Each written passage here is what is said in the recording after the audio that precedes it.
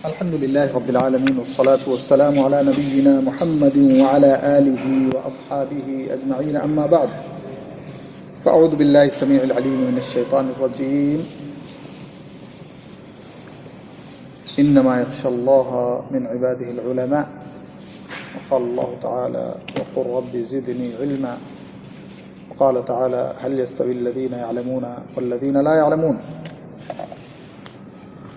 اللہ رب العزت کی حمد و ثنا اور پیارے نبی صلی اللہ علیہ وآلہ وسلم پر درود و سلام کے بعد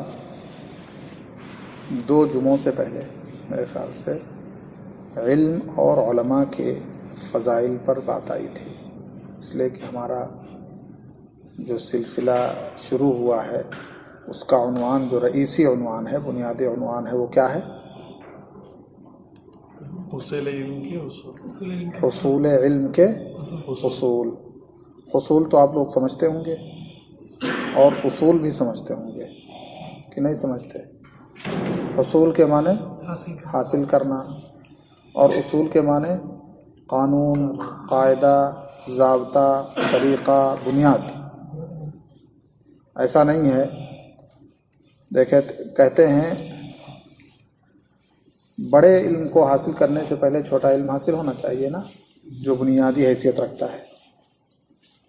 تو علم اور علماء کی فضیلت عموماً اس طرح کے دروس میں اس لیے بیان کیا جاتا ہے تاکہ ہمت بڑھائی جا سکے، ہمت ہو.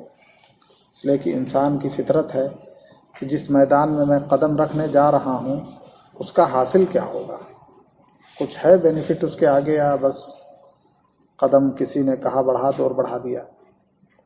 تو انشاءاللہ گزشتہ درس سے کچھ ہمت بندھی ہوگی کہ کچھ کر گزرنے کا ارادہ بنے گا، ہے کہ نہیں؟ اور اس کے لیے محنت بھی کرنا ہے، وقت بھی لگانا ہے، قربانی بھی دینی ہے، وقت کی، مال کی، بیوی کی، بچوں کی، ہے کہ نہیں؟ بیوی بچوں کی قربانی کا مطلب یہ نہیں ہے کہ آدمی سنیاس لے لے بالکل علم کے چکر میں، 4 مہینے کے لیے نکلا تو پھر 4 سال کے لیے نکل جائے، ایسی قربانی میں، بلکہ علم ہی ان کے حقوق کی ادائیگی بندے کے اوپر فرض کرتا ہے. بہرحال تو جو فضیلتیں آئیں یا جو فضیلتیں بیان کی گئیں، جو مرتبہ بیان کیا گیا، جو مقام بیان کیا گیا، وہ ان علماء کے لیے ہے جو اپنے اس مشن سے صرف اور صرف اللہ، اس کی رضا، اس کے دین کی خدمت، اپنے آپ سے جہالت دور کرنا، مجتمع اور سوسائٹی سے جہالت کی تاریکی کو دور کر کے علم شریعت سے اپنے آپ کو اور اپنے معاشرے، اپنے ملک، اپنے وطن اور انسانوں کو منور کرنا، یہ مقصد ہونا چاہیے. لیکن اگر اس کے برعکس مقصد ہوا تو بڑا خطرناک معاملہ بھی ہے. صحیح مقصد کے تحت اگر ہم نے اس میں قدم رکھا تو بہت بڑی بشارتیں ہیں، دنیا میں بھی اور آخرت میں بھی. اور اگر مقصد میں کچھ گڑبڑ ہوا، مقصد کچھ اور نکل گیا شریعت کے منشا کے خلاف، تو پھر جس طرح سے فضائل ہیں اسی طرح سے فوائح بھی ہیں. فضائل کا مطلب درجہ، مقام، مرتبہ، فوائح کے مطلب رسوائی ہے. اللہ کے نبی صلی اللہ علیہ وسلم فرماتے ہیں، کہتے ہیں من طلب العلم لیماری بہ السفہاء او یکاثر بہ العلماء او یصرف بہ وجوہ الناس الیہ ادخلہ اللہ النار. اخرجہ الترمذی. امام ترمذی نے اس روایت کو بیان کیا ہے. اللہ کے نبی صلی اللہ علیہ وسلم فرماتے ہیں جس نے طلب علم اس لیے کیا تاکہ وہ کم علموں میں اپنے آپ کو ہیرو بنا کر کے پیش کرے. لیماری بہ السفہاء، سفہاء مطلب چھوٹی عقل والے، ناسمجھ لوگ، نادان لوگ، جاہل لوگ. جاہلوں میں اپنے آپ کو جاہلوں کا راجا سمجھانے کے لیے اگر وہ اپنے آپ کو جو ہے علم کے میدان پہ لگاتا ہے تو اس کا فرق ہے. ایک یہ کہ آدمی علم اس لیے حاصل کرتا ہے کہ میرا بڑا مقام ہوگا ان لوگوں کے نزدیک، اور پھر یہ سب کے سب میرے ماتحت ہو جائیں گے. اور سب کو جہاں چاہوں گا جس طرح چاہوں گا استعمال کروں گا، یا پھر اس لیے کہ علماء کے بیچ میں، جیسے علماء کی ٹیم ہے تو علماء کی ٹیم میں اپنے آپ کو ہیرو ثابت کرنا تو اس کے لیے کثرت علم ہونا چاہیے، ہے کہ نہیں؟ تو کہا او یکافر بہ العلماء، یا پھر علماء میں اپنے آپ کو جو ہے بہت بڑا اور اپنے آپ کو ہیرو بنانے کے لیے کہ عالموں کے بیچ میں میرا مقام و مرتبہ ہو اور سب کے سب مجھے کیا سمجھیں کہ یہ علامہ ہیں، یہ حضرت جی ہیں اور پڑھے لکھے تھے۔ یہاں ایک تو ہے جاہلوں کے بیچ میں، ایک ہے عالموں کے بیچ میں، ہے نا، الگ الگ نیتیں ہیں۔ او یصرف بہ وجوہ الناس الیہ، یا پھر اس کا مقصد یہ ہے کہ لوگوں کی نظریں اس کے اوپر اٹھیں۔ کس اعتبار سے نظریں لوگوں کے اوپر؟ دو اعتبار سے اٹھتی ہیں، بتائیے کون سے اعتبار سے نظریں اٹھتی ہیں لوگوں کے اوپر؟ ایک تو بڑی تعظیم، بڑی توقیر، بڑا احترام، بڑی شان، مصافحہ کرتے ہیں تو اس کو فوراً دبانے لگتے ہیں کہ حضرت جی کو خوش کر لیں، ہے کہ نہیں؟ کسی سے سابقہ پڑا ہے ایسا کہ مصافحہ کیا اور باقاعدہ مثال؟ لیکن ہیں بہت سارے لوگوں کی نظریں ان کے اوپر اٹھا رہی، فلانے مولانا صاحب جا رہے تھے، ارے بھائی کتنی لاجواب تقریر کی تھی، بہت بڑے خطیب ہیں، ان کا کوئی ثانی نہیں ہے۔ اور لسان حال سے نہیں بلکہ لسان مقال سے کچھ خطیب بھی کہتے ہیں، خود تقریر کرتے ہوئے کہتے ہیں، اور خاص طور سے اہل تصوف میں بڑا چیلنج ہوتا ہے اس کا، میں چیلنج دیتا ہوں، آ جائیں ان کے دادے اور پتہ نہیں کون اور کون اکھڑ کے کر لے کوئی مقابلہ، جھوٹ، کوئی سامنے آ جائے تو ٹائم دیکھ کے گھڑی کا بھاگ لیتے ہیں، حقیقت ہے۔ ایک واقعہ ہے، سچا صحیح واقعہ ہے، صاحب واقعہ نے بیان کیا، وہ باپ داداؤں سے بریلوی العقیدہ تھے۔ یہ بریلویت کا عقیدہ تو جانتے ہیں آپ لوگ، آپ کے ادھر بھی ہیں بریلوی کہ نہیں؟ رضا خانی، یہ رضا خان بہت بڑا فتنہ تھا۔ احمد رضا خان بہت بڑا طاغوت گزرا ہے، اور اس طاغوت نے جو ہے کتنے لوگوں کو گمراہ کر دیا۔ تو کہتے ہیں میں رضا خانی تھا، تو اللہ نے ہدایت دے دی، کسی کے ذریعے کوئی سبب بن جاتا ہے، کبھی کوئی کتاب سبب بن جاتی ہے، کبھی کوئی شباب سبب بن جاتا ہے۔ یہ اللہ کی طرف سے توفیق ہوتی ہے کہ آدمی کوئی کتاب اٹھا کے پڑھ رہا ہے، کوئی بات اس کو کھٹکی اور وہاں سے پھر اس کو جھٹکا لگا اور پھر وہ بڑی تیزی کے ساتھ تحقیق کے دائرے میں داخل ہو جاتا ہے۔ اور کبھی کوئی شباب، الیاس پیٹر کا نام سنا آپ نے؟ پاکستان کے تھے الیاس پیٹر، وہ کرسچین تھے، پاکستان کے تھے لیکن کرسچین تھے، اور کرسچینٹی کی جو سب سے بڑی یونیورسٹی ہے کیلیفورنیا میں، وہاں سے ان کی تعلیم تھی۔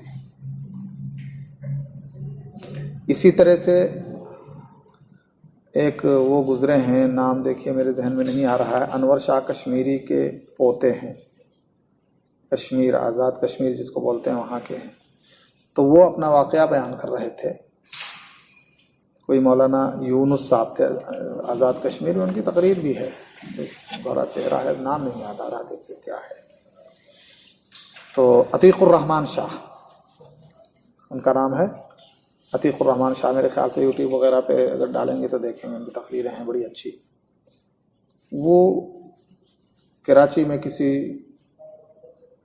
دیوبندی حنفی یونیورسٹی سے فارغ ہوئے، اور یونس صاحب سے اہل حدیث عالم تھے، ملاقات تھی، رسم و رواج تھی، فارغ ہو کے گئے خوشخبری دینے کے لیے کہ مولانا میں تو فارغ ہو کے آ گیا ہوں، دستار بندی میری ہو گئی ہے۔ تو اب جب مدرسے سے فارغ ہو جاتے ہیں وہ لوگ تو سمجھتے ہیں کہ خلاص علم کی آخری حد ہم نے طے کر لی ہے، اب اس کے خلاف جو کچھ ہے سب باطل ہے، یہ ایک ذہنیت وہاں دی جاتی ہے۔ تو انہوں نے ایک جملہ کہا پھر تو آپ دین سے بھی فارغ ہو کے آ گئے، اگر وہاں سے فارغ ہو کے دستار بندی ہو گئی ہے تو دین سے فارغ ہو کے آ گئے، تو جھٹکا لگ گیا نا۔ کہا مولانا اس کو ثابت کیجیے آپ، یہ کیا؟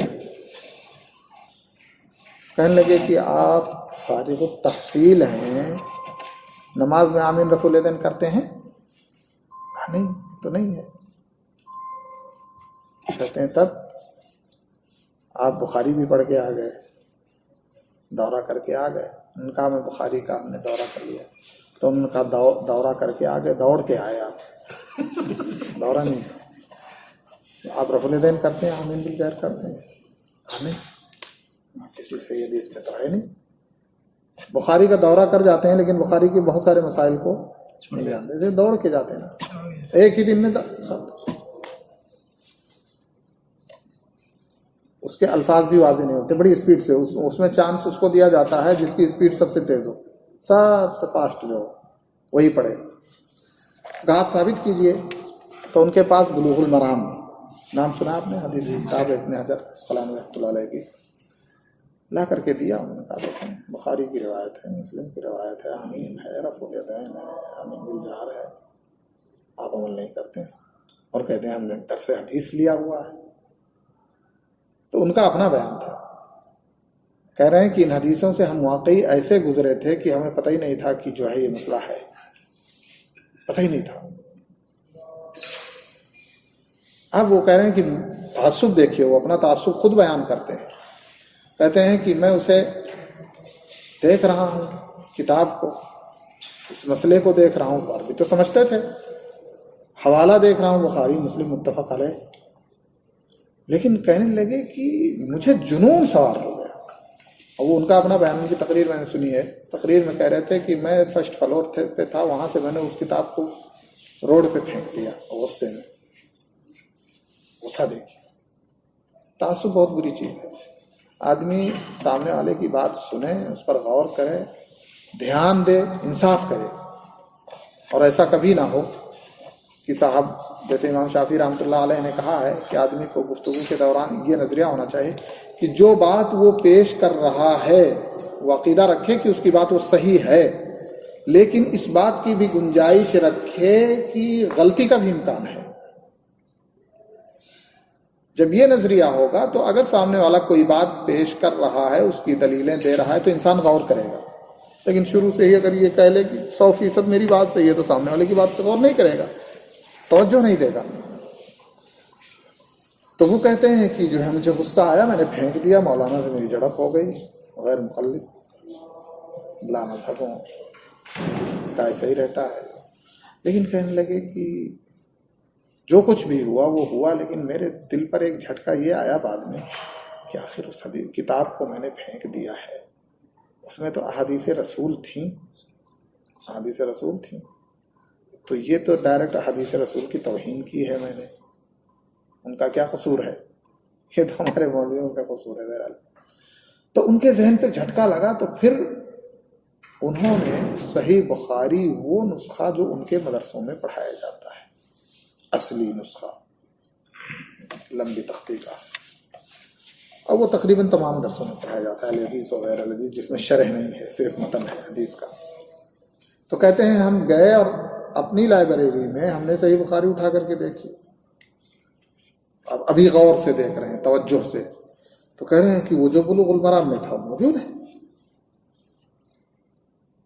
تب سوچنے لگے کہ یہ تو ہم بہت غلط روش پہ ہیں، پڑھتے ہیں کلمہ لا الہ الا اللہ محمد رسول اللہ، اور واضح اور صریح انداز میں حدیثیں موجود ہیں، اور ہم کس طریقے میں۔ بہرحال وہ اپنے بھائی صاحب کے پاس گئے، وہ کہتے ہیں ہمارے بھائی صاحب بہت قابل آدمی اور ادیب عربی۔ تو انہوں نے پوچھا جا کر کے کہ بھائی صاحب صحیح بخاری میں رفع الیدین آمین بالجہر اور سینے پر ہاتھ باندھنے وغیرہ کی روایتیں ہیں؟ تو اب ان کا ماتھا چھٹکا کہ یہ کیوں سوال کر رہا ہے۔ تو کہنے لگے کہ لفظوں میں تو کیوں پڑھ رہا ہے؟ کہہ رہے ہیں تحقیق کر رہا ہوں، سوچ رہا ہوں.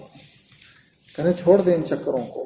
میرا بڑا تلخ تجربہ ہے کہ جو آمین رفیع الیدین کی حدیثوں کی تحقیق میں پڑھتا ہے لاسٹ میں اہل حدیث ہو جاتا ہے.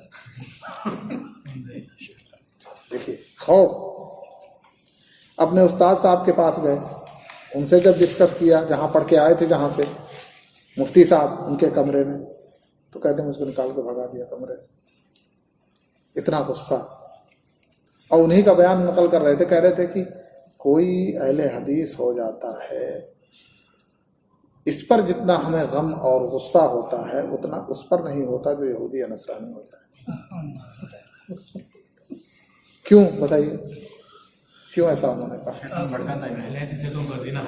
ہاں کیوں؟ اس لیے کہ جو نصرانی ہو گیا وہ گیا، اب اس سے واسطہ نہیں پڑنے والا ان کا. لیکن جو اہل حدیث ہے وہ مرتے دم تک پھر چھوڑتا نہیں ہے، پھر ان کی دھجی بگاڑتا ہے، اس لیے ان کو ٹینشن رہتا ہے، حقیقت کھول کے لاتا ہے. تو اللہ کے نبی صلی اللہ علیہ وسلم نے فرمایا کہ جو جاہلوں میں اپنے آپ کو بہت بڑا یا عالموں میں اپنے آپ کو علامہ ثابت کرنے کے لیے یا لوگوں کی نظریں اپنی طرف اس طور پر پھیرنے کے لیے تاکہ اس کو حضرت جی، شیخ صاحب، علامہ، حضرت، جو بھی القاب ہیں، قبلہ، اس طرح سے لوگوں کی نظریں پھیرنے کے لیے کہا، تو اللہ نے اس کی ایک ہی سزا سنا دی کہ ادخلہ اللہ النار. تو ایسی نیتوں کے ساتھ علم حاصل کرنے والے کا انجام کیا ہوگا؟ بڑا خطرناک معاملہ ہے. فضیلت ہے، مرتبہ ہے، درجہ ہے، تو نیت بدلنے سے اس کی وعید بھی ہے.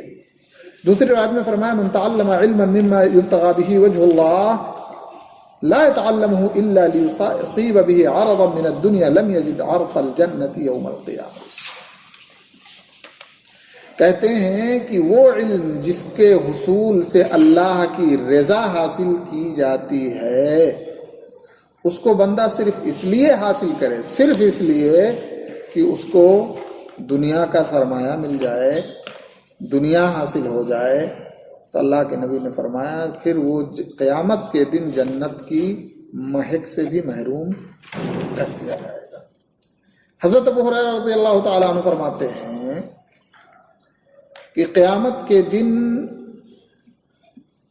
جو لوگ ہوں گے ان کا جو فیصلہ ہوگا، 3 قسم کے لوگوں کا. سب سے پہلے ان میں وہ شخص بھی ہوگا جس نے علم حاصل کیا، علم پھیلایا، پڑھا اور کیا کیا؟ پڑھایا، پڑھا بھی اور پڑھایا بھی. قرآن پڑھا، وقرأ القرآن، اور قرآن بھی پڑھا. اچھا کام ہے کہ نہیں؟ پڑھنا پڑھانا اچھا کام ہے کہ نہیں؟ قرآن پڑھنا اچھا کام ہے نا. فَعَرَّفَهُ نِعَمَهُ فَعَرَفَهَا، اور یہ بہت بڑی نعمت بھی ہے. تو اللہ تعالیٰ قیامت کے دن اپنی اس نعمت کو یاد دلائے گا، اس کا تعارف کرائے گا.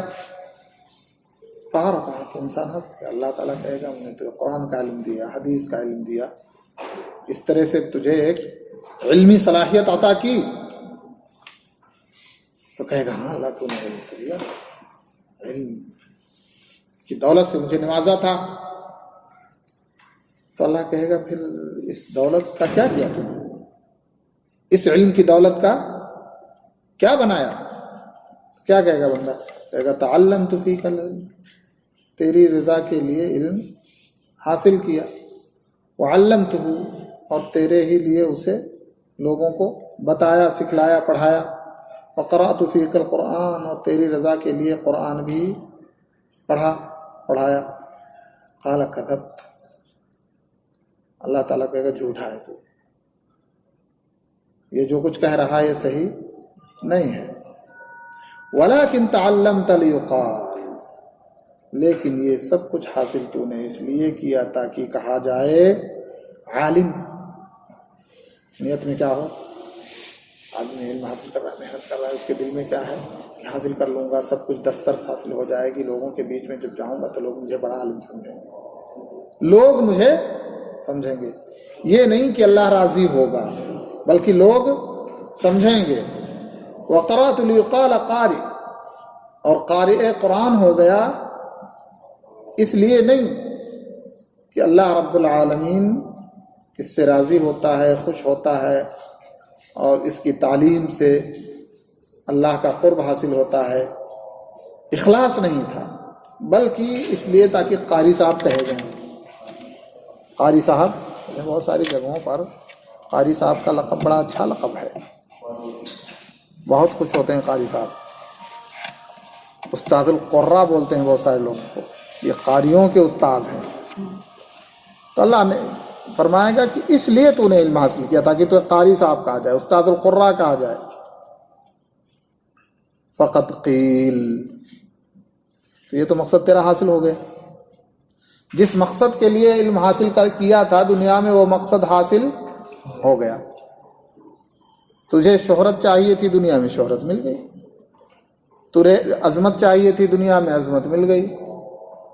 تجھے لوگوں میں واہ واہی چاہیے تھی، وہ واہ واہی مل گئی، تو اجر تو تیرا دنیا میں مل گیا۔ فقط قیل ثم امر به، پھر اللہ کا حکم ہوگا فسحب على وجهه، اور چہرے کے بل سے گھسیٹا جائے گا، حتى القی فی النار، یہاں تک کہ اسے جہنم میں ڈال دیا جائے گا۔ تو معاملہ بڑا خطرناک ہے۔ حماد بن سلمہ رحمہ اللہ فرماتے ہیں من طلب الحدیث لغیر اللہ تعالی مکر به، جس نے اللہ کے مرضی اور اس کی رضا کے علاوہ مقصد کے لیے علم حاصل کیا تو وہ فتنے کا شکار ہو جائے گا، مکر کا شکار ہو جائے گا۔ بشر کہتے ہیں رحمہ اللہ اوحى اللہ تعالی الی داود، اللہ نے داؤد علیہ السلام کے پاس وحی کی، کہا لا تجعل بینی وبینک عالما مفتونا، میرے اور اپنے درمیان کسی عالم مفتون کو لے کے مت آنا، فیصدک بشک عن محبتی، اس لیے کہ فتنے کا شکار عالم میری خالص محبت سے کسی شک کی بنیاد پہ تمہیں دور کر دے گا۔ اولئک قطاع الطریق علی عبادی، فتنوں کا شکار علماء کیا ہیں؟ یہ راستے کے ڈاکو ہیں میرے بندوں کے تعلق سے۔ اس لیے جو فتنوں کا شکار علماء ہوتے ہیں ان کو کیا کہا جاتا ہے؟ علماء سوء، برے علماء، اور یہ پائے جائیں گے۔ اللہ کے نبی صلی اللہ علیہ وسلم نے فرمایا بھی یہ خود گمراہ ہوں گے اور دوسروں کو گمراہ کریں گے۔ تو اب اس فضیلت اور اللہ کی رضا کے لیے اور اللہ کی رضا کے مقصد کے لیے علم حاصل نہ کرنے کی صورت میں فضیحت کے معلوم ہونے کے بعد پھر ہمیں کیا کرنا چاہیے؟ خطرناک ہے نا، تو خطرناک راستے پر نہیں جانا چاہیے، ہے کہ نہیں؟ خطرے سے بھری راہ پہ جانا چاہیے یا نہیں جانا چاہیے؟ بتائیے، خطرے سے بھری راہ پہ جانا چاہیے یا نہیں جانا چاہیے؟ بتائیے۔ جنت کی راہ تو خطرے سے بھری ہوئی راہ ہے، بچ کے جانا، ہاں، خطرے کی راہ پہ تو چلنا ہی چلنا ہے۔ خطرہ اس لیے رکھا ہی گیا ہے تاکہ احتیاط برتی جائے، تو چلنا تو ہے لیکن اس کا علاج کرنا ہے نا۔ ان خطرات کا اب ایک راستہ ہے، مثال کے طور پہ جنگلی راستہ ہے اور آپ کو جانا ہے اپنی منزل میں اسی راستے کی طرف، تو آپ اپنی منزل کی طرف نہیں بڑھیں گے، راستہ ایک ہی ہے۔ کہیں گے شیروں کا خطرہ ہے، راستہ تو صحیح نہیں ہے، تو چھوڑو نہیں جاتے، اور جانا ضروری ہے آپ کو۔ تو دنیاوی راستے میں تو آدمی احتیاط کر کے چلا جاتا ہے، لیکن دینی راستے میں چھوڑ، مولویوں کا چکر ہے، جس راستے پہ ہو صحیح ہو۔ ہمارے ایک رشتہ دار ہیں دیوبندی تبلیغی، تو بہت سمجھایا ان کو، لیکن بہت متعصب قسم کے، تو بہت سمجھانے کی بنیاد پہ کبھی کبھی ان کا ذہن بدلتا۔ تو ایک دوسرے رشتہ دار ہیں جو جماعت اسلامی کے ہیں، تو ان سے جا کے مشورہ لیتے، تو جس نے جماعت اسلامی کے آدمی سے مشورہ لیا وہ گیا، کام سے گیا، وہ نہ ادھر کا ہوگا نہ ادھر کا، اور بیچ کی راز۔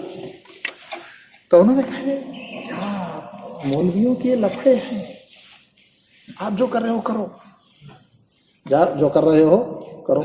دیوبندی آئے گا تو کہیں گے آپ جو کر رہے ہو کرو، بریلوی آئے گا تو کہیں گے آپ جو کر رہے ہو کرو، شیعہ آئے گا تو کہیں گے آپ جو کر رہے ہو کرو. سب چون چون کا مربع ہے ان کے یہاں. بس ایک ہی چیز ان کے یہاں نہیں ہے.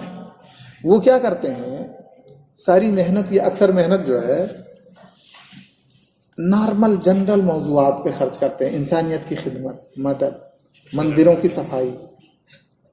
آپ کے آندھرا میں کہیں یا کہیں وہ سیلاب آیا تھا تو صفائی ہوئی تھی نا اچھی خاصی، چنئی میں مندروں کی صفائی کر لیں گے. مسجد کی تھوڑی مشکل ہو جائے گی، مندر کی بڑی آسانی سے کر لیں گے. کیوں؟ اس لیے کہ وہاں پر رہ کر کے کیسے کرسی تک پہنچے. تو ان کا مقصد کیا ہوتا ہے؟ کرسی ہوتا ہے. تو بہرحال اللہ انہیں ہدایت دے. دعا کی آمین کہیے آپ لوگ. تو انہوں نے کہا مولویوں کا لفڑا ہے، چھوڑیے آپ ان چکروں کو. وہ بیچارے تحقیق کرنا چاہتے تھے. تو تحقیق کی مثال ان کی ایسے ہوئی کہ ایک آدمی ڈوب رہا ہو، ڈوبنے کے قریب ہو، دوسرا ڈوبنے والا اس سے کہے بھائی بچاؤ. تو وہ بچائے گا کیا؟ وہ تم کو بھی لے کے ڈوب جائے گا اپنے بچنے کے چکر میں. تو یوں حال ہوتا ہے. تو اب ہمیں اس پرخطر راہ پر چلنا ضروری ہے، چلنا ضروری ہے. اور اس راہ میں چیلنج بھی ہے. جب حدیث میں آیا ہے، فضیلت بھی آئی ہے، فضیحت بھی آئی ہے، تو اس کا مطلب یہ نہیں ہے کہ بچے راستے ہی کو چھوڑ کے آدمی وہاں سے نکل جائے. نہیں، چلنا ہے اس راستے پر، لیکن فضیلت والی راہ اختیار کیجیے نا. کیوں فضیلت والی راہ اختیار کیجیے؟ اس لیے علم حاصل کرنے والے کے کچھ آداب ہوتے ہیں. علم حاصل کرنے والے کے کچھ آداب ہوتے ہیں، یا علم پڑھانے والے کے لیے جس کے پاس علم ہو گیا اس کے بھی کچھ آداب ہوتے ہیں. پہلے اصولی باتیں آپ ہم دیکھ لیں. سب سے پہلی چیز کیا ہے کہ جب تک ہر وقت اللہ رب العالمین کا مراقبہ نہیں ہوگا. مراقبہ سمجھتے ہیں ہم لوگ؟ مراقبہ صوفی لوگ جلدی سمجھ جاتے ہیں، کہتے ہیں مراقبے میں بیٹھے ہیں، لیکن ہم آپ نہیں سمجھتے. مراقبہ کا مطلب یہ ہوتا ہے کہ چوکنا رہنا. چوکنا رہیے ہر وقت، ایک دم جو ہے کیا کہتے ہیں سینسیٹیو رہیے، ہے نا. سینسیٹیو میں غلطی نہیں بولا، انگلش کا لفظ ہے، بس سنے سنائے ہیں. ہاں ایکٹیو، لیکن سینسیٹیو مانے حساس. سینسیٹیو بولتے شاید، مبارک صاحب اس کی تحقیق کر کے بتائیں گے، اس لیے کہ انہیں کنفیوز ہے. تو جو ہے حساس رہیے. کس تعلق سے؟ کہ اللہ رب العالمین کیا میں سوچ رہا ہوں اور کیا میں کر رہا ہوں، کیا میرا ارادہ بن رہا ہے، اللہ تعالیٰ مطلع ہے. اب جب یہ حساس پن ہمارے اندر پیدا ہوگا اور ہمیں یہ پتا ہے کہ یہ سوچ غلط ہے، یا یہ ارادہ غلط ہے، یا یہ نیت غلط ہے، اور اللہ جان رہا ہے اس کو، تو فوراً اپنا نفس کیا ہوگا، ہم اپنے نفس کو کھینچیں گے. خطرناک معاملہ ہے. اور اگر یہ احساس نہیں پیدا ہوا تو پھر ہمارا نفس ہمیں خیانت پہ لے کے جائے گا، اللہ کے ساتھ بھی اور رسول کے ساتھ بھی. اسی لیے اللہ رب العالمین نے مومنوں کو اس کی طرف خاص طور سے تنبیہ کیا ہے. فرمایا یا ایھا الذین آمنوا لا تخونوا اللہ والرسول وتخونوا اماناتکم. علم جو ہے نا، علم کا حاصل کرنا اور علم دینا، یہ ایک امانت کی بات ہے. اللہ رب العالمین نے اس امانت کو آسمانوں پہاڑوں پر پیش کیا. یہ علم کی امانت نا، جس کے بارے میں ہم تو بڑے آسانی سے اور بڑے نارمل انداز میں سنتے بھی ہیں، سناتے بھی ہیں، پڑھتے بھی ہیں، پڑھاتے ہیں، کچھ پتہ نہیں چلتا کہ یہ کتنی اہم ہے، کتنا خطرناک ہے، کیسا مسئلہ ہے. اللہ نے فرمایا انا عرضنا الامانۃ علی السماوات والارض والجبال. آسمانوں پر، پہاڑوں پر، زمینوں پر اس امانت کو ہم نے پیش کیا. قرآن کی آیت ہے. اب آپ سوچیں گے زمین پہ کیسے پیش کر سکتے ہیں، آسمان پہ کیسے پیش کر سکتے ہیں، عقلانی لوگوں کی طرح. نہیں، اللہ کہہ رہا ہے نا پیش کیا. اللہ نے نہیں بتایا کیسے پیش کیا اور کیسے کیا ہوا، اس کی تفصیل نہیں، لیکن یہ امانت جو انسان کو دی گئی، اللہ کے توحید کی، اللہ کی عبادت کی، یہ امانت آسمانوں، زمینوں اور پہاڑوں پر پیش کی گئی. اور آسمان اور زمین اور پہاڑ قوت و متانت کے اندر انسان سے مضبوط ہیں کہ نہیں؟ مضبوط ہیں، بہت مضبوط ہے. سب لوگ کہہ رہے ہیں مضبوط ہے. لیکن ہم تو دیکھتے ہیں کہ انسان کی طاقت ہے کہ پہاڑوں کو ریزہ ریزہ کر دیتی ہے، پہاڑ کے سینے کو چاک کر کے راستہ بناتی ہے. لیکن اگر پہاڑ کا 10 کلو کا ٹکڑا گر جائے اس کے اوپر تو ہے نا، کان کنی کرتے ہیں، کوئلہ نکالتے ہیں، اس کے بعد اسی میں قیمہ بن جاتے ہیں. تو پتہ چلا کہ صلابت اور قوت. اور اس کی مثال بھی اللہ رب العالمین نے فرمایا. ہاں کیا فرمایا انسان کو، کہ انسان جو ہے کتنا سخت ہے. کہا پتھر سے بھی سخت ہے، لیکن پتھر کیوں پتھر سے بھی سخت ہے؟ یعنی معنوی سختی، تبدیلی کے اعتبار سے.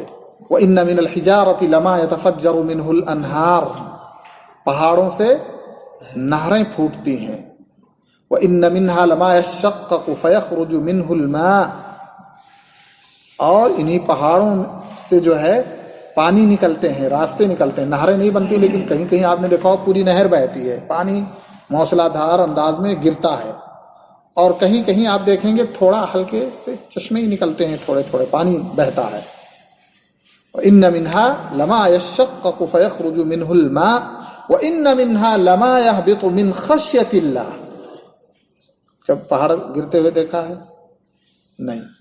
سنا ہے، پڑھا، دیکھا، گرتے ہوئے دیکھا ہوگا، لیکن گر گیا ہے، کچھ لوگ اس کی زد میں آ گئے ہیں، کچھ گھر تہس نہس ہو گئے ہیں، تو خبروں میں پڑھا ہوگا، بہت سارا پڑھا ہوگا نہیں؟ تودا گر گیا اور بہہ گیا پورا گاؤں. ابھی مہاراشٹر میں جو ہے پورا گاؤں کا گاؤں لاپتہ ہو گیا تودے کے چکر میں. تو اللہ نے فرمایا کیا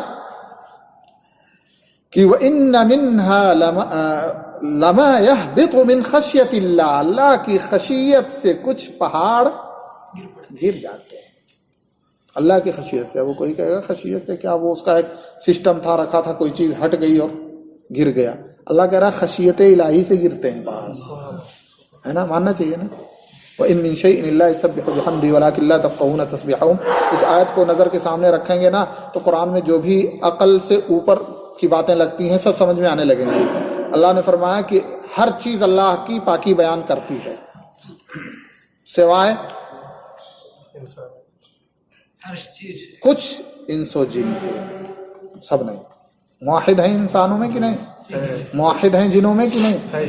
تو کچھ انس و جن کے علاوہ ساری مخلوق اللہ کی تسبیح کرتی ہے. جمادات، پرندے چرندے، زمین میں، بحر میں، بر میں، سب. وَإِن مِّن شَيْءٍ، جو بھی چیز ہے، إِلَّا يُسَبِّحُ بِحَمْدِهِ، اللہ کی تسبیح بیان کرے.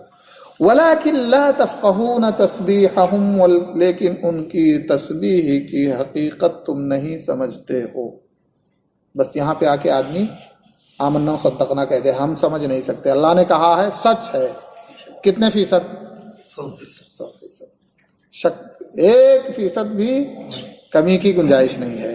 تو بہرحال اللہ نے فرمایا کہ ہم نے آسمانوں، زمینوں اور پہاڑوں پر یہ امانت پیش کی، اور انجام کیا ہوا؟ فَأَبَيْنَ أَن يَحْمِلْنَهَا، سب نے انکار کر دیا. یہ امانت بڑی ہے، یہ ہمارے بس کی بات نہیں ہے. وَأَشْفَقْنَ مِنْهَا، اور ڈر گئے کہ یہ امانت اگر ہمارے اوپر ڈال دی گئی تو کیا ہوگا، اس کو پورا نہیں کر سکیں گے. وَحَمَلَهَا الْإِنسَانُ، انسان نے اٹھا لیا، امانت قبول کر لی. إِنَّهُ كَانَ ظَلُومًا جَهُولًا. کیوں؟ اس لیے کہ یہ اللہ کی مخلوق اس امانت کی اہمیت کو سمجھ گئے، اور انسان نے اس امانت کو اٹھا تو لیا آسانی سے لیکن نبھا نہیں پائے. تو امانت بڑی ہے. تو اللہ نے فرمایا یا ایھا الذین آمنوا لا تخونوا اللہ والرسول وتخونوا اماناتکم وانتم لا تعلمون. اے مومنو، اللہ و رسول کی خیانت مت کرو. اللہ کی خیانت کب ہے؟ کہ اللہ کے حکم کو نہ مانیں. اللہ نے توحید کا حکم دیا، آپ شرک میں مبتلا ہو گئے. اللہ نے سنت رسول کی اتباع کا حکم دیا، آپ بدعت میں پھنس گئے. خیانت ہو گئی کہ نہیں؟ تو اللہ اور رسول کی خیانت نہ کیجیے. امام شافعی رحمۃ اللہ علیہ فرماتے ہیں لیس العلم ما حفظ، لیس العلم ما حفظ، العلم ما نفع، او علم ما نفع. کہتے ہیں کہ علم وہ نہیں ہے جو یہاں پہ حفظ کر لیا گیا. اگر اس کی بات ہوگی اس کو علم کہیں گے تو کتنے دیکھیں مستشرق، بخاری یاد ہے ان کو، مسلم یاد ہے، قرآن کے حافظ ہیں، لیکن کس لیے؟ اسلام کے خلاف. مستشرق کس کو کہتے ہیں؟ وہ یہود و نصارہ جو اسلام کا اسٹڈی کرتے ہیں اس لیے نہیں کہ حقیقت معلوم کریں، اس لیے کہ اسلام کو بدنام کرنے کے لیے ان کو کچھ مسالہ مل جائے. وقت یونیورسٹیاں قائم ہیں. تو امام شافعی فرماتے ہیں لیس العلم ما حفظ، جو علم حفظ کر لیا گیا، یاد کر لیا گیا، ذہن و دماغ میں ڈال لیا گیا، وہ علم تھوڑے ہے. العلم ما نفع یا العلم ما نفع، علم تو وہ ہے کہ جو اس کا مقصد ہے، اس کی غرض و غایت ہے، اس کے مطابق وہ نفع بخش ہو جائے. کس کے لیے نفع بخش؟ کس کے لیے ہو جائے؟ جی اپنے لیے پہلے، اس کے بعد دوسروں کے لیے. یا ایھا الذین آمنوا لم تقولون ما لا تفعلون، جو کرتے نہیں وہ کہتے کیوں؟ اس لیے آج سے دعوت کے میدان میں جب کر لینا پھر کہنا کسی سے، اور جو مت کرنا وہ کہنا بھی نہیں، ہے کہ نہیں؟ جو نہیں کرنا وہ کسی سے کہنا نہیں ہے نا. تو بڑا مسئلہ ہے. آج میرے خیال سے اکثریت جھوٹ بولتی ہے. سچ بولنے کے لیے کہنا چاہیے نہیں؟ یہ تو آپ ہی کہہ رہے ہیں، کیا کریں. جی دیکھیے، دعوت کے میدان میں دو چیزیں ہیں، ایک عمل اور ایک دعوت، دو پہلو ہیں نا. آپ خود عمل کرتے ہوئے جب دعوت پیش کریں گے تو آپ کو ڈبل بینیفٹ ملے گا نا، اور اس میں سے جو مس ہو جائے گا اس کا نقصان ہو جائے گا. تو ایک ہی وقت میں دونوں نقصان کیوں کر رہے ہے کہ نہیں؟ دونوں کا نقصان نہیں ہونا چاہیے نا. ہاں یہ ہے کہ آپ عمل نہیں کر رہے ہیں تو اس کی سزا ملے گی، لیکن اگر آپ اخلاص کے ساتھ دوسروں کو کسی کو بات بتا دیے ہیں تو اس پر اجر انشاءاللہ ملے گا. لیکن عمل کیجئے تاکہ اللہ کی وعید کے مستحق نہ بنیے. تو علم وہ ہے جو نفع دے. کہتے ہیں کہ ومن ذلك دوام السکینۃ والوقار والخشوع والورع والتواضع للہ والخضوع. کہتے ہیں علم کے فوائد میں سے یہ ہے کہ علم حاصل کرنے کے بعد آدمی کے اوپر سکینت ہونی چاہیے. جانتے ہیں سکینت؟ اور وقار ہونا چاہیے. بہت اچھی چیز ہے وقار. کہتے ہیں فلاں آدمی بڑا پروقار ہے. اور عبد القادر صاحب ہنس رہے ہیں، اس کا مطلب یہ ہے کہ سمجھ گئے ہیں یا کم سمجھے ہیں پتہ نہیں. جی دیکھیں، سکون، ایک آدمی اجلت باز ہوتا ہے نا، کسی بھی کام میں، کسی بھی چیز میں جلد باز. علم کی برکت سے اس کے ہاں اطمینان ہوتا ہے کسی بھی کام کے کرنے میں. اس لیے کہ اجلت بازی میں کوئی کام کرنا، کوئی بات کہنا ہے نا، کھانا پینا، جو بھی کام ہے یہ اچھے نہیں ہیں. تو علم کے اثر سے اس کے اوپر سکون اور اطمینان ہوتا ہے. اور وقار مطلب یہ ہے کہ اس کی ہیئت پروقار ہوتی ہے، اس کی ہیئت پروقار ہوتی ہے، اس کا منظر پروقار ہوتا ہے. اور اللہ کے نبی صلی اللہ علیہ وسلم کی اس حدیث کی روشنی میں کہ اللہ کے نبی صلی اللہ علیہ وسلم فرمایا کیا؟ نظر اللہ امرأ سمع مقالتی فوعاها ثم اداها كما سمعها، کہ اللہ رب العالمین اس کے چہرے کو ہرا کر دے جس نے میری بات سنی. ہنس رہے ہیں آپ لوگ؟ غلط کیا کیا میں نے؟ کہتے نہیں بڑا بہت ہرا بھرا چہرہ لگ رہا ہے. تو وہ ہرا نہیں جو گرین ہوتا ہے، شاید لوگ یہ سمجھے. دیکھیے ہرے کا دو معنی ہوتا ہے. ہرا فصل ہری ہو تو کیسی لگتی ہے، اور پیلی ہو تو لگتا ہے کوئی بیماری لگی ہے اسے، ہے نہیں؟ تو فصل، اسی فصل سے تعبیر کر دیا گیا اس انسان کو. انسان کا بھی چہرہ ہے کچھ فصل کے مانند ہے جو ہری بھری لہلہاتی ہوئی فصل ہے، جس کو دیکھ کے تاجر بہت خوش ہوتا ہے. خوش ہوتا ہے کہ نہیں تاجر؟ اور کسان؟ پہلے کسان خوش ہوگا نا، تاجر تو تجارت کر رہا ہے بازار میں. ہاں یہ ہے کہ وہ تاجر جس تجارت کا تعلق اس فصل سے ہوگا وہ خوش ہوگا. وہ یہ کیا خوش ہوگا؟ وہ یہ خوش ہوگا اس سال فصل اچھی ہے، ریٹ اچھا رہے گا، ہے کہ نہیں؟ اچھی نہیں ہوگی تو ریٹ اوپر ہو جائے گا، تو اس لیے وہ خوش ہوتا ہے. لیکن کسان بھی اسی لیے خوش ہوتا ہے کہ اس سال انشاءاللہ کچھ محنت کا پھل ہمیں مل جائے گا. تو اللہ کے نبی صلی اللہ علیہ وسلم نے فرمایا کہ اس کا چہرہ اللہ تعالیٰ ہرا بھرا رکھے، تر و تازہ رکھے، جس نے میری بات سنی اور اسے سمجھا بوجھا، اس کے بعد دوسروں تک امانتداری کے ساتھ پہنچا دیا.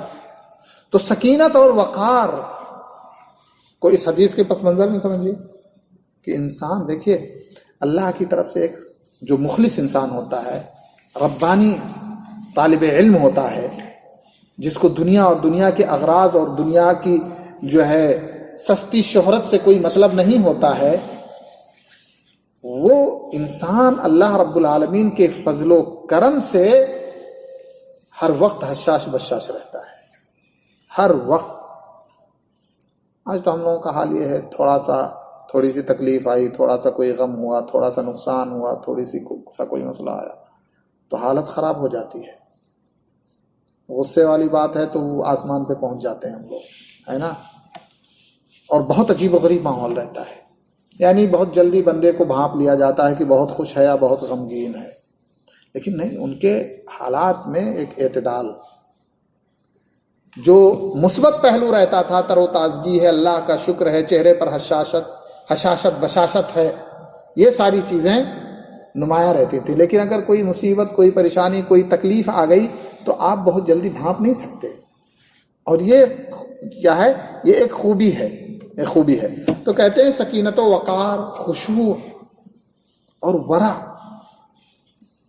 کہتے ہیں کہ ایسی صفت کے ساتھ بندہ دنیا میں جیے کہ صاحب دنیا اس کے اوپر سرکشی نہ کر سکے. تو اب وہ انکساری، خاکساری، خضوع، یہ ساری چیزیں کیا ہوتی ہیں؟ علم کی برکت سے ہوتی ہیں. وَمِمَّا كَتَبَ مَالِكٌ إِلَى الرَّشِيدِ، امام مالک کا نام جانتے ہیں؟ امام دار الحجرہ کہتے ہیں. دار الحجرہ کہاں ہے؟ مدینہ میں ہے جی، مدینہ دار الحجرہ، مدینہ ہی دار الحجرہ ہے جی. تو امام مالک، امام دار الحجرہ نے رشید کے پاس لکھا. رشید کون ہے؟ مامور رشید جی، بادشاہ. اذا علمت علما فلیرى علیک اثر، اگر تمہیں کوئی علم حاصل ہو گیا ہے تو اس کا اثر تمہارے اوپر ظاہر ہونا چاہیے. وسکینتہ، اس کی سکینت تمہارے اوپر ہونی چاہیے، اس علم کا وقار تمہارے اوپر ہونا چاہیے. وحلمہ، اور اس علم کا حلم بھی تمہارے اوپر ہونا چاہیے. لقولہ صلی اللہ علیہ وسلم العلماء ورثۃ الانبیاء، علماء کیا ہیں؟ انبیاء کے وارث ہیں. اور انبیاء کیا ہیں؟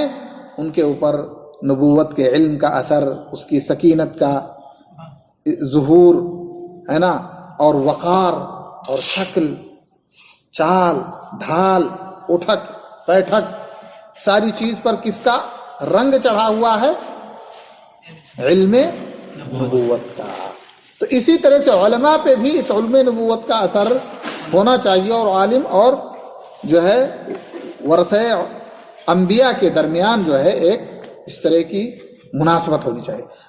عمر رضی اللہ تعالیٰ عنہ فرماتے ہیں تعلم العلم وتعلموا له السکینۃ والوقار، علم حاصل کرو اور علم کے لیے سکینت اور وقار حاصل کرو. یہ آداب ہیں.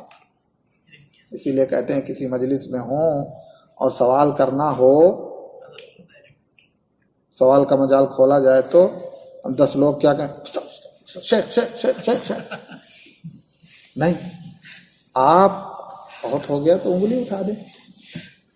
اب جس کو اختیار کیا جائے گا وہ سوال کرے گا، یا جس کو اختیار کیا جائے گا وہ جواب دے گا.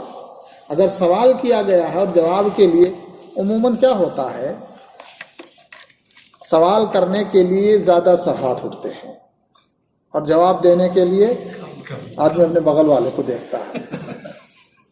ہے کہ نہیں؟ اللہ ہے کہ اگر کسی کو پتا ہو جواب پرفیکٹ تو پھر اس کا ہاتھ سب سے اونچا اٹھتا ہے کہ نہیں؟ تو کہتے ہیں تعلم العلم وتعلموا له السکینۃ والوقار، علم حاصل کرو اور اس کے لیے سکینت اور وقار بھی حاصل کرو۔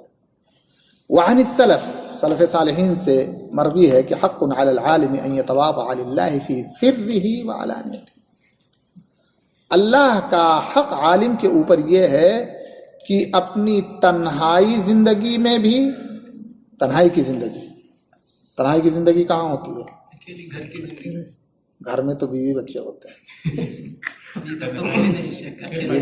یہاں پر بھی آپ تنہائی کی زندگی میں رہ سکتے ہیں اپنے کمرے میں اگر اکیلے ہیں، ہے نا؟ تنہائی کی زندگی مطلب لوگوں سے الگ تھلگ آپ بیٹھے ہوئے ہیں، جہاں پر آپ وہ کام کر سکتے ہیں جو لوگوں کے سامنے نہیں کر سکتے، نہیں کرتے ہیں، شرماتے ہیں، کر سکتے ہیں نا۔ تو کہا گیا کہ تنہائی میں بھی اور علانیت میں بھی، علانیت مانے لوگوں کے بیچ، لوگوں کے سامنے کیا ہو؟ اللہ کی خاطر متواضع اور خیکسار ہو، یعنی یوں کہہ لیجئے کہ اس کی زندگی میں، اس کے ایمان میں، اس کے عمل میں، اس کی سوچ میں، اس کے تصرف میں، اس کے ظاہر اور باطن میں اختلاف نہیں ہونا چاہیے۔ آپ دیکھیں گے بہت سارے لوگ میدان میں لوگوں کے بیچ میں بڑے اچھے، بڑے خوب اخلاق، اور گھر میں سب سے برا بہت سارے لوگ ایسے کہ گھر میں نہیں، ایسا نہیں ہونا چاہیے۔ تو یعنی ظاہر و باطن بندے کا کیا ہو؟ ایک ہونا چاہیے اللہ کے لیے، یہ اخلاص کی دلیل ہے۔ اور اگر بندہ اپنے ظاہر و باطن میں فرق پاتا ہے، لوگوں کے درمیان تقوی کی بات، لوگوں کے درمیان علم کی بات، لوگوں کے درمیان علماء کی بات، لوگوں کے درمیان سب کچھ، اور آتا ہے گھر کے اندر تو ناول پڑھتا ہے، ناولیں پانچ قسم کی، حرکت اس کی عجیب و غریب ہے، تو یہ سمجھ لیجئے کہ اس کے اندر نفاق پایا گیا۔ یہ تو متعلق ہوا اللہ کے مراقبے کے تعلق سے، انسان کے اندر تصور جب پیدا ہوگا اللہ کی نگرانی کا اور اللہ کے اطلاع کا، اللہ کے باخبر ہونے کا، تو انسان کے اندر یہ وقار، یہ سکینت ہے نا، یہ حالت اور یہ حیت بنے گی جو اس کے لیے معاون اور مددگار ہوگی حصول علم اور علم کے پھیلانے میں۔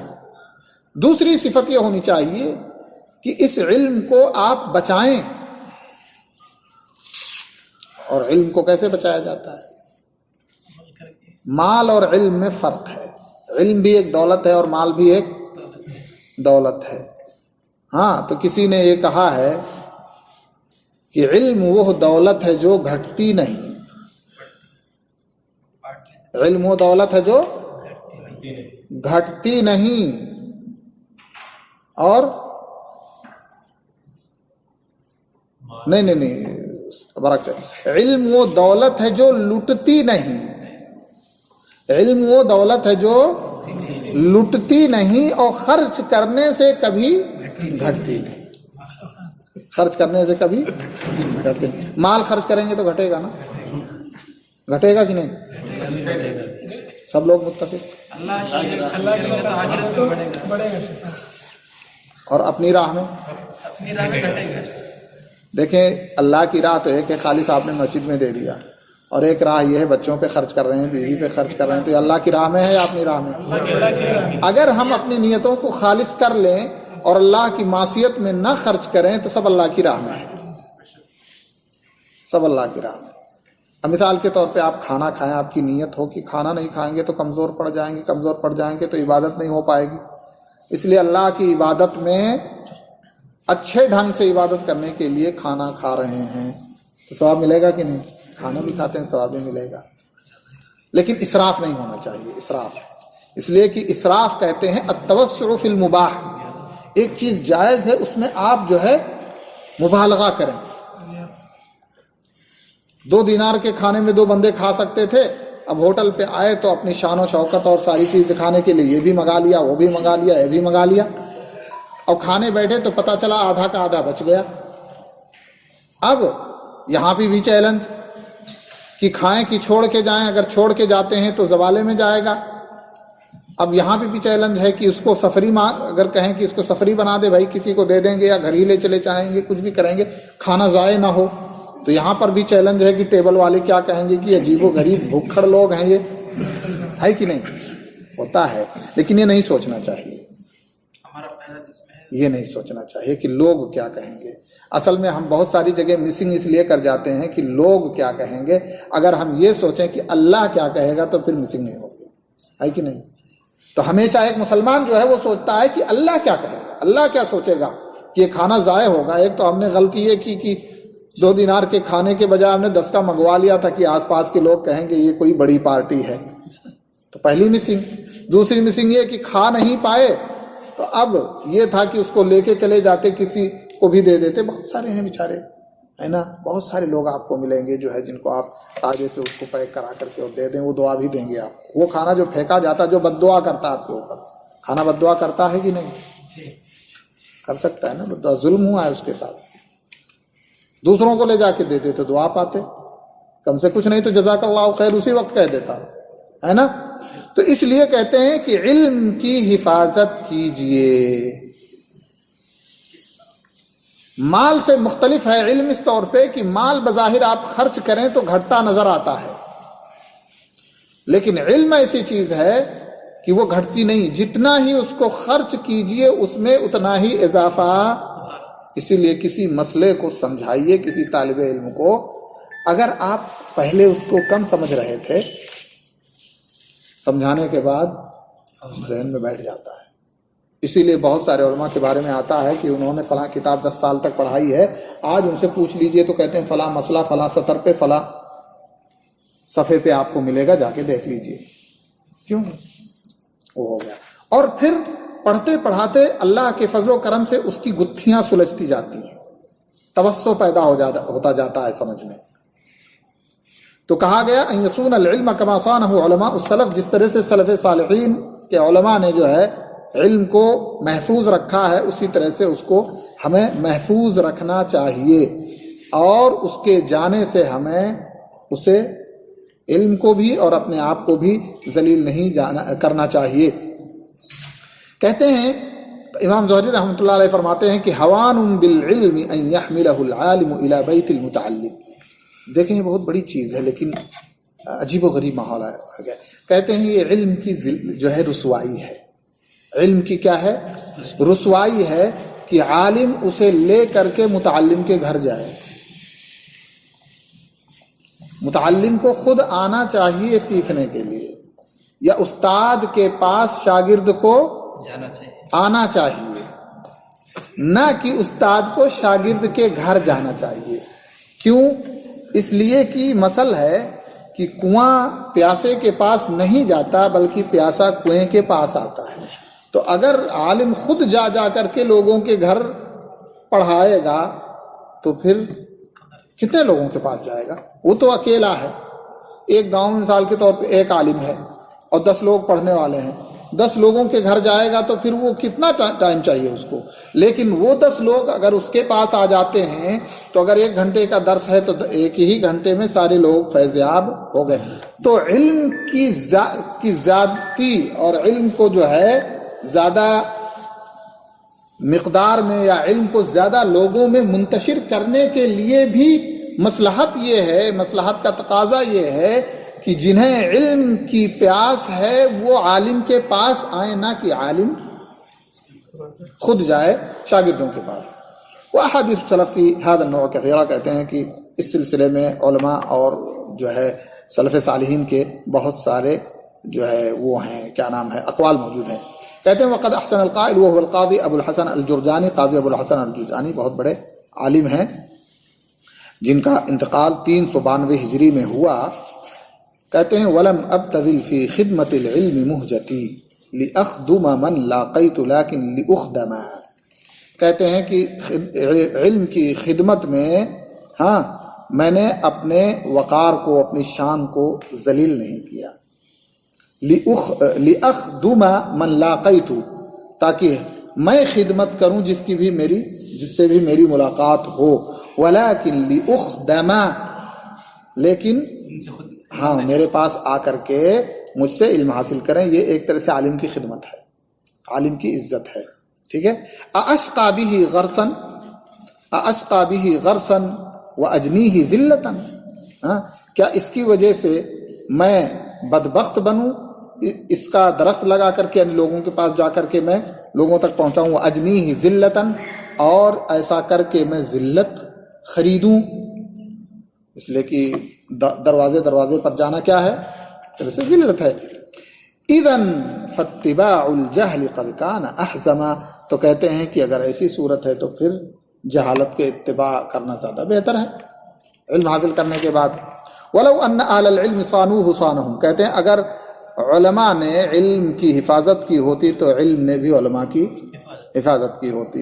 ولو عظموه فی النفوس لعظما, اور اگر اس کو اپنے نفس کے اندر عظمت دی گئی ہوتی تو ان کی بھی تعظیم کی گئی ہوتی. تو یہ بہت بڑا مسئلہ ہے, اور اس سلسلے میں انسان کو سوچنا چاہیے کہ جو طالب علم ہوتا ہے یا جو عالم ہوتا ہے وہ معاشرے کے عام لوگوں سے الگ تھلگ ہوتا ہے. تو اس کا ایک مقام, مطلب الگ تھلگ ہونے کا مطلب نہیں کہ اس کے اندر کبر پیدا ہو جائے, اس کے اندر غرور پیدا ہو جائے اور وہ لوگوں کو حقیر اور ذلیل سمجھنے لگے. نہیں, یہ نہیں, لیکن ایک تمیز اور ایک وہ ہونا چاہیے تاکہ یہ سمجھا جا سکے کہ ان کا تعلق علم سے ہے. مثلا آدمی اتنا گھل مل نہ جائے, لوگوں کے درمیان اتنا گھل مل نہ جائے کہ ان کے ہر رسم و رواج اور ہر چیز کے اندر شرکت کرنے لگے اور ساری چیزوں کی, تو گویا ایک طرح سے اس نے علم کو ذلیل کر دیا اور اپنے وقار کو مجروح کر دیا. اس لیے کہ اس کی ذمہ داری ہے معاشرے کے اندر علم کی روشنی سے گمراہیوں کو اور گمراہیوں کی تاریکیوں کو دور کرنا. وہ جب عوام کے اندر گھل مل جائے گا اور انہی جیسا ہو جائے گا تو پھر اس کی بات سنی نہیں جائے گی اور ایک طرح سے اس کا ایک مقام مجروح ہو جائے گا. کہتے ہیں وعلى هذا يحمل ما جاء عن بعض ائمة السلف من المشي الى الملوك, کہتے ہیں اور اسی قبیل سے ہے جو بعض ائمہ سلف سے مروی ہے بادشاہوں یا امیروں کے پاس جانا, جیسے امام زہری اور امام شافعی وغیرہ کہتے ہیں لا على انهم قصدوا بذلك فضول الاغراض الدنیویہ. کچھ علماء گئے ہیں بادشاہوں کے پاس, کبھی کبھی بڑے بڑے لوگ ہوتے ہیں, بادشاہ لوگ ہوتے ہیں, ان کے پاس علم کی, جو حقیقی بادشاہ ہوتے ہیں جن کے پاس علم ہوتا ہے وہ خود علماء کے پاس آتے ہیں. لیکن جو جاہل بادشاہ ہوتے ہیں تو وہ علماء کے پاس نہیں آتے, وہ جاہل ہوتے ہیں, جہالت کا شکار ہوتے ہیں. لیکن امت کی خدمت کے لیے, اس لیے کہ علم کا مقصد کیا ہے, امت کی خدمت, تو وہ اپنے اغراض اور مقاصد کے لیے کبھی بھی بادشاہوں کے پاس نہیں جاتے. لیکن اگر کوئی ایسی چیز ہے, ایسا مسئلہ ہے کہ جس سے معاشرے اور امت کی خدمت ہے اور ان کی سفارش سے یہ کام ہو سکتا ہے, اس غرض کے لیے وہ جاتے ہیں, اس مقصد کے لیے ان کا جانا ہوتا ہے. تو کہتے ہیں کچھ علماء اس طرح سے بادشاہوں کے پاس ان مقاصد کے لیے گئے ہیں.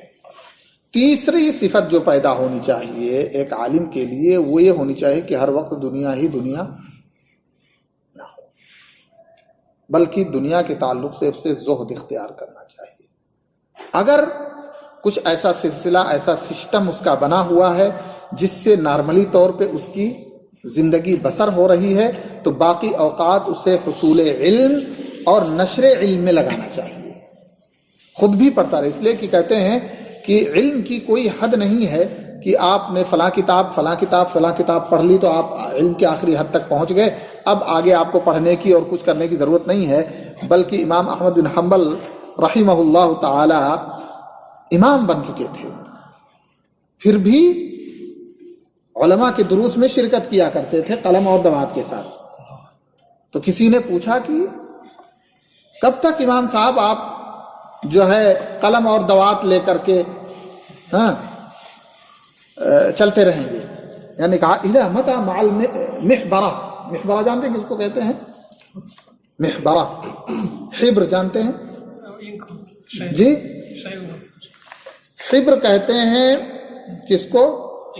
انک کو. اور محبرہ کہتے ہیں انک پاٹ کو. انک پاٹ ہی بولتے ہیں جی. محبرہ یعنی دوات, جس کو ہم لوگ بولتے ہیں دوات.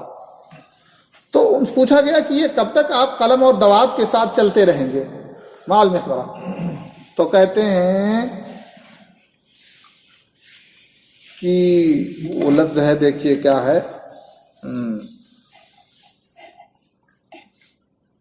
کہتے ہیں من المہدی الی المقبرہ، من المہدی الی المقبرہ، یعنی ہم محبرہ کے ساتھ ماں کی گود سے لے کے قبر تک جانے تک رہیں گے، یعنی پیدا ہونے سے لے کر کے مرنے تک بندے کا علم کیا ہے، لیکن کام لوگوں کے اندر ہمت ہی نہیں ہے۔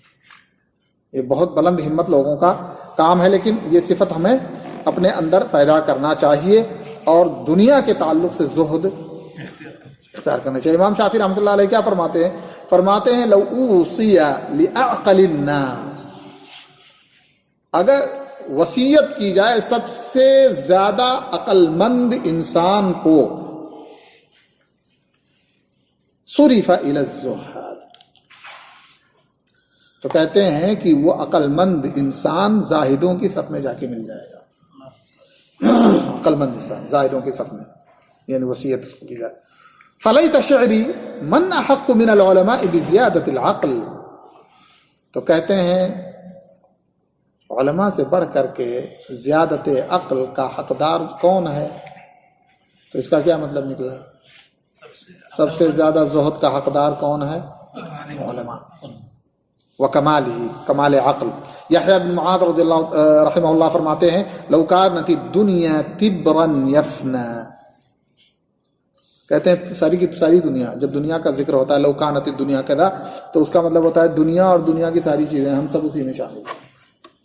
کہتے ہیں کہ اگر دنیا، تبر ایک قیمتی چیز ہے، تبر بڑی قیمتی چیز ہے، بڑی قیمتی چیز ہے، اگر یہ ساری کی ساری دنیا تبر ہوتی، لیکن فنا ہونے والی ہے، فنا ہونے والی تبر ہوتی ہے دنیا، اور آخرت باقی رہنے والا خزف ہوتا۔ خزف جانتے ہیں؟ سی پی جانتے ہیں آپ لوگ؟ سی پی کا کیا کام ہے؟ کوئی ہے کام کی چیز؟ کوئی کام کی چیز نہیں ہے۔ کہتے ہیں کہ اگر دنیا میں دنیا فنا ہونے والی سب سے قیمتی چیز ہوتی اور آخرت باقی رہنے والی سی پی ہوتی، تو کیا ہوتا؟ لکان ينبغی للعاقل ایثار الخزف الباقی علی الفانی من التبر، تو عقل مند انسان کے لیے مناسب تھا کہ اس باقی رہنے والی سی پی کو اختیار کرتا، نہ باقی رہنے والی تبر جو کہ بہت ہی قیمتی جوہر ہے، قیمتی چیز ہے، اس پر۔ اسے کیا ہم کو آتے ہیں، کیا کہنا چاہتے ہیں؟ کہتے ہیں آپ دنیا کے چکر میں اگر ہم پڑیں گے اپنی ضرورت سے زیادہ، اپنی ضرورت سے زیادہ، اس لیے کہ ضرورت جن چیزوں کی ہے اس کو تو حاصل کرنا ہے نا، تاکہ ہاتھ لوگوں کے سامنے پھیلانے کی ضرورت نہ پڑے، لیکن ضرورت اگر ہماری نارملی چل رہی ہے، اس کے باوجود ہم اپنی زندگی کو دنیا کے چکر میں بالکل منغمس کر دیں، ڈال دیں، تو آخر میں کیا انجام ہوگا؟ مثال کے طور پہ کسی انسان عالم کو لے لیا جائے، کوئی عالم ہے لیکن وہ دنیا کے فتنے میں پڑ گیا، اور اللہ نے اس کو مکے کے اندر بھی بلڈنگیں عطا کر دیں، بڑی بڑی، دنیا کی تمام مشہور اور بڑی اور معروف اور قیمتی جگہوں پر اس کو اچھا خاصا سرمایہ کاری کا جو ہے موقع مل گیا، تو کیا جو ہے جب اس کی موت آئے گی تو یہ سارا سرمایہ اس کے ساتھ جائے گا؟ نہیں جائے گا۔ لیکن اخلاص کے ساتھ علم اس نے کسی کو سکھا دیا ہے، کچھ اذکار ہیں، کچھ عبادتیں ہیں جو دنیا میں بے قیمت لگتے ہیں لیکن باقی رہنے والے ہیں، یا الباقیات الصالحات انسان کے ساتھ جائیں گے تو فائدہ مند کون سی چیز ہوئی؟ یہی ساری چیزیں ہوئیں، دنیا اور دنیا کی دولت اسی دنیا میں رہ گئی۔ تو کہتے ہیں فکیف والدنیا، کہتے ہیں عقلی طور پہ سمجھا رہے ہیں، کہتے ہیں دنیا اور دنیا کی ساری چیز انسان کے نزدیک سب سے قیمتی چیز ہے لیکن فنا ہو جائے گی، اور آخرت یعنی یوں سمجھ لیجیے کہ بالکل بے قیمت چیز ہے لیکن وہ باقی رہے گی۔ تو عقل مند اختیار کرے گا ایسی صورت میں، یعنی ایک بے قیمت چیز جو باقی رہنے والی ہے اس کو اختیار کرے گا جو بے قیمت ہے، اس چیز پر جو بڑی قیمت والی ہے لیکن فنا ہو جائے گی، اس سے اسے جدا ہونا پڑے گا۔ تو عقل مند انسان اس سی پی کو اختیار کرے گا کہ یہ کم سے کم میرے ہاتھ میں رہے گی، جب تک رہے گی میرا ساتھ دے گی، یہ دنیا کیا فائدہ ہے، چند دنوں کا ساتھی ہے۔ تو کہتے ہیں فَكَيْفَ وَالدُّنْيَا خَزَفٌ فَانٍ، برعکس۔ تو اب یہ بتائیے کہ دنیا سیپی ہو اور فنا ہونے والی ہو، اور آخرت تبر سب سے قیمتی چیز ہو اور باقی رہنے والی چیز ہو، تو کیا اختیار کریں گے؟ آخرت کو اختیار کریں گے کہ بڑی، تو آخرت قیمتی بھی ہے اور باقی رہنے والی بھی ہے، اور دنیا غیر قیمتی ہے اور فنا ہونے والی چیز ہے، تو انسان اس کی فکر میں کیوں پڑ رہا ہے؟ لیکن ہم لوگوں کے سمجھ میں آتا نہیں۔ ابھی درس دے کے اور درس سن کے جائیں گے مسجد کے باہر، اور کہیں بھی کوئی چانس ایسا نظر آیا ابھی کہ ہاں آ جائیے مغرب سے پہلے اور بڑا اچھا سودا ہے، تو ہم درس چھوڑ کے بھاگ جائیں گے عذر کر کے، یہ درس تو بعد میں دے لیں گے، موقع اچھا ہے کہ نہیں؟ یہ کمزوری ہے ہم لوگوں کی، ورنہ حقیقت یہی ہے۔ لیکن اللہ تعالی ہم سب کو دنیا کے فتنے سے محفوظ رکھتے ہوئے اور علم اور علماء کی راہ پر لگائے۔ چوتھی صفت ہے تنزیہ العلم عن اغراض الدنیا، دنیاوی اغراض سے اپنے علم کو دور رکھنا۔ ان الذین یکتبون الکتاب بایدیہم ثم یقولون ھذا من عند اللہ لیشتروا بہ ثمنا قلیلا۔ دنیا بہت بڑا فتنہ ہے، اور کتنے لوگوں نے اپنے علم کو، اپنے ایمان کو، اپنے عقیدے کو اس دنیا کے فانی چند لذتوں کے لیے بیچ دیا ہے۔ اور آپ دیکھ لیں اپنے معاشرے، قبر پرستی، نعوذ باللہ ثم نعوذ باللہ، لیکن دنیا کی خاطر یہ سارے سودے ہیں۔ لوگوں کے ایمان پر ڈکیتی ڈالی جا رہی ہے، عزت پر ڈکیتی ڈالی جا رہی ہے، مال پر ڈکیتی ڈالی جا رہی ہے، دین بھی برباد ہو رہا ہے، دنیا بھی برباد ہو رہا ہے، لیکن فتنے میں شیطان نے مبتلا کر رکھا ہے۔ امام شافعی رحمۃ اللہ علیہ فرماتے ہیں وَدِدْتُ أَنَّ الْخَلْقَ تَعَلَّمُوا هَذَا الْعِلْمَ عَلَىٰ أَلَّا يُنْسَبَ إِلَيَّ حَرْفٌ مِّنْهُ۔ امام شافعی رحمۃ اللہ علیہ فرماتے ہیں میری تمنا ہے، میری خواہش ہے کہ لوگ، ساری مخلوق یہ اللہ کی علم حاصل کر لے، یہ علم حاصل کر لے مجھ سے، میرا علم لے لے مجھ سے، اور میری طرف ایک حرف بھی منسوب نہ کیا جائے۔ آج دیکھیں لوگ پڑھتے ہیں آپ کس کی شاگرد ہیں؟ علامہ البانی کے، یا ہمارے پاس کوئی جیسے ہیں آپ لوگ پڑھ رہے ہیں تو ہمارے دل میں خواہش پیدا ہو کہ آپ لوگ جائیں اور اپنے اپنے شہر اور اپنے بستی میں کہہ رہی ہیں تو کویت میں ابو القاسم مدنی کے درس میں بیٹھتے ہیں۔ شہرت۔ امام شافعی رحمۃ اللہ علیہ کہتے ہیں کتنے بڑے عالم امام کہتے ہیں کہ لوگ میرے علم کو حاصل کر لیں مجھ سے، اور بعد میں میری طرف میرا ذکر تک نہ آئے کہ لوگوں نے مجھ سے علم حاصل کیا ہے۔ کیوں؟ تاکہ اس میں عجب نہ پیدا ہو، اس میں تکبر نہ پیدا ہو، اور اس میں شیطان اپنا راستہ نہ نکال سکے۔ سفیان ابن عیینہ رحمۃ اللہ علیہ فرماتے ہیں، بس یہی قول ذکر کر کے ختم کر دیتا ہوں اس لیے کہ کچھ جو ہے سستی سی آ گئی ہے۔ کہتے ہیں کنت قد اوتیت فہم القرآن، مجھے قرآن کی سمجھ دی گئی تھی۔ سفیان ابن عیینہ رحمۃ اللہ علیہ، مجھے قرآن کی سمجھ دی گئی تھی۔ فلما قبلت السرۃ من ابی جعفر سلبتہ، کہتے ہیں قرآن کی سمجھ مجھے عطا کی گئی تھی، لیکن جب سے میں نے ابو جعفر سے، ابو جعفر جو ہے خلافت عثمانیہ کے امیروں میں سے ہیں، تو کہتے ہیں جب سے ابو جعفر سے میں نے سرہ قبول کیا، سلبتہ، تو علم مجھ سے چلا گیا، سلب کر لیا گیا۔ ایک عذاب ہے، اللہ تعالیٰ محروم کر دیتا ہے پھر علم کی برکت سے۔ فنسأل اللہ تعالی المسامحہ، تو اللہ تعالیٰ سے میں عفو و درگزر کا سوال کرتا ہوں۔ سرہ کیا ہے؟ آپ لوگ نماز پڑھتے ہیں نا، کہتے ہیں تحت سرہ نہیں رکھنا چاہیے آپ، لیکن یہ تحت سرہ جو ہے سین سے ہے، صاد سے، سرہ سرہ کہتے ہیں عموماً جو ہے دینار اور درہم، ابھی تو بینک سسٹم نہیں تھا نا، چیک سسٹم، اس وقت تو دینار درہم ہی دیے جاتے تھے، نہ نقود تھے، تو سرہ جو ہے ایک تھیلی ہے جس کے اندر دینار اور درہم رکھ کے اس کو مہر بند کر کے لوگوں کو ہدایے اور تحفے دیے جاتے تھے دینار و درہم کے۔ تو اسی کو کہتے ہیں کہ جب سے میں نے پیسوں کی تھیلی قبول کر لی من ابو جعفر سے، تب سے مجھے جو ہے قرآن کی سمجھ مجھ سے چھن گئی۔